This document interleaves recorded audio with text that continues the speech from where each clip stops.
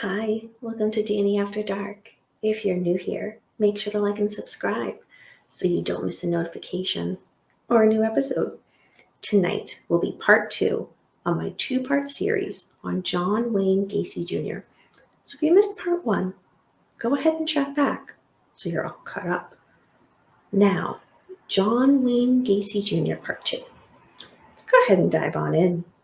December 13th, 1975. Police entered John's house. He was home during the search. While in the home, police recovered several suspicious items, including a 1975 high school class ring, driver's licenses belonging to several other people, handcuffs, a syringe, a 2x4 with holes drilled in the end, clothing way too small for John, and a photo receipt from the pharmacy where Robert worked. Police also noticed a foul smell coming from beneath the house in the crawl space. However, they just dismissed this foul smell and didn't really follow up on it. John was then called into the police department and told of the articles they had confiscated from his home. John immediately became angry and contacted his lawyer. Police didn't really have enough to arrest him, so they had to let him go. However, they put him under 24-hour surveillance. December 21st, 1978. John was charged and arrested for marijuana possession. This happened in his home. While they were at John's home arresting him, a detective asked to use the bathroom. While he was in the bathroom, the furnace fan kicked on. And when that happened, he immediately smelled the telltale odor of decomposition. A search warrant was immediately issued, which promptly led to the discovery of rotting corpses and human bones in the crawl space. December 22nd, 1978. John confessed to police. He told them he killed approximately 33 young men over the past 7 years.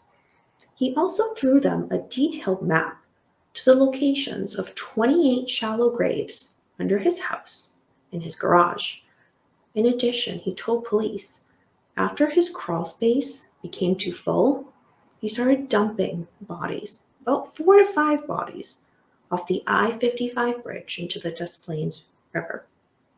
John told police about how his strategy would work to pick up these young men. He would drive and pick up male teenagers and take them back to his house. Once they got back to the house, he would handcuff them or tie them up in some other way. John would often stick clothing in their mouths to muffle any screams.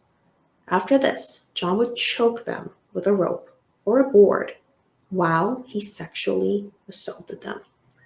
For the next several months, more and more human remains emerged from the house. But at this point, this became big news. So there were reporters, TV news crews, and onlookers that watched. And what they saw was between December 1978 and March 1979, 29 bodies were found in John's crawl space and around his property. 8 of these victims were so badly decomposed, they were never identified. April 9th, 1979. Robert Peace's body was discovered on the banks of the Des Plaines River. February 6, 1980. John's murder trial began. It took place in the Cook County Criminal Courts building in Chicago. This was a 5-week trial, and during that time, the prosecution and the defense called more than 100 witnesses to testify. The defense's strategy?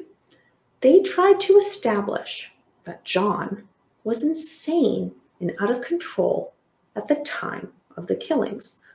John's lawyer specifically stated that John had moments of temporary insanity at the time of the actual individual murders, but he was sane before because he would lure his victims, and he regained his sanity after the murders to be able to dispose of the victims.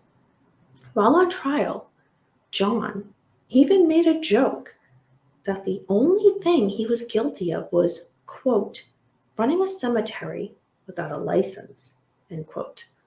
At one point in the trial, John's defense would even try to claim that all 33 murders were accidental deaths, because this was part of erotic asphyxiation. The Cook County coroner countered this with actual evidence that John's claims were impossible. John also made an earlier confession to police, and his lawyers were unable to have that evidence suppressed. The prosecution brought in several witnesses, John's employees, and they would testify about their experience working for him. Each of these employees spoke of John making sexual advantages onto them, and he would handcuff them. Many of the victims' families and friends were in court and were able to speak. Most of them were in tears on the bench. Others would sadly recount their last goodbyes to their loved ones. After closing arguments, the jury deliberated. It only took them 2 hours. The jury found John Wayne Gacy Jr.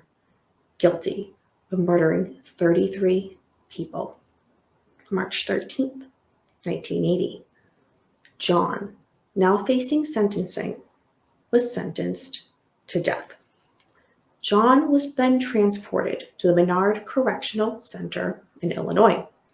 John would remain there for just over 14 years until he was transported to the Statesville Penitentiary for his execution. While he was waiting on its execution during those 14 years on death row, John took up some hobbies. One of them was oil painting. His favorite subject in portrait was clowns. His paintings also included pictures of Snow White and the Seven Dwarfs and of his fellow serial killers, Jeffrey Dahmer and Ed Gein. Many of John's paintings actually were sold, some of them at auctions after his execution. Prices ranged from about $195 for an acrylic painting, for example, of a bird. Then one of the higher ones was $9,500, and it was a depiction of the dwarfs playing a baseball game against the Chicago Cubs. The privately owned National Museum of Crime and Punishment actually had 2 of John's paintings on exhibit. March 9th, 1994, John sat down for his last meal. What he wanted was fried chicken, French fries, Coke, and strawberry shortcake.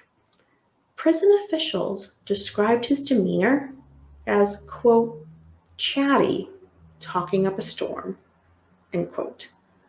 Just after midnight on May 10th, 1994, John Wayne Gacy Jr. was executed by lethal injection. For his last words, John snarled and said, quote, kiss my ass, end quote.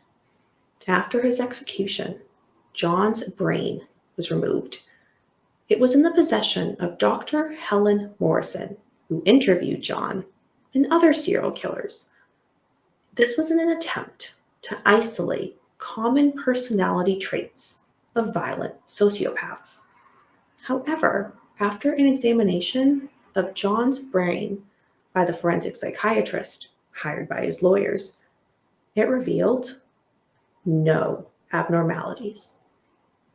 That is the case of John Wayne Gacy Jr. Thank you for sticking around for another episode of Danny After Dark. Do you have any questions or comments on the case? Leave it down below. Let's be interactive. Do you have a suggestion for a case that you'd like me to cover? Well, leave it down below. You may see it featured in an upcoming episode. Until next time, remember, we don't live in darkness. darkness lives in us.